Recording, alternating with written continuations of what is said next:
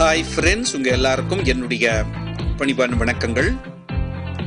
உலகத்தில் எந்த popular product வந்தாலும், யூட்டிலிட்டி ப்ராடக்ட் வந்தாலும், மக்களால் அதிகமாக பயன்படுத்துகிற ஒரு ப்ராடக்ட் வந்தாலும் சைனீஸ்க்கு மூக்கில் வேர்த்துரும், இமீடியட்டாக டூப்ளிகேட் பண்ணிடுவாங்க.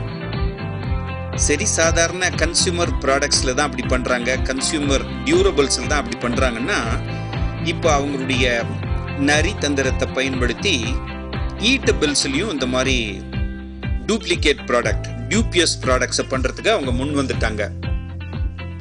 வெஜிடபிள்ஸில் எல்லா கடைகள்லையும் ரொம்ப ஃபேமஸாக இருக்கிற 4-5 ப்ராடக்ட்ஸில் இந்த கேபேஜ்னு சொல்கிற கோஸும் ஒன்று.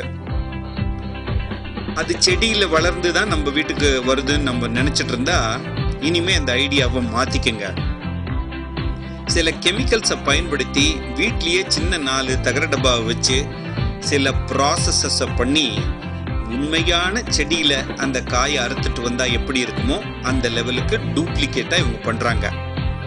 100 ஒரிஜினல் கோஸோட இது ஒரு 50 காய் வச்சா கடவுள் உள்பட யாராலையுமே கண்டுபிடிக்க முடியாது என்பதுதான் உண்மை.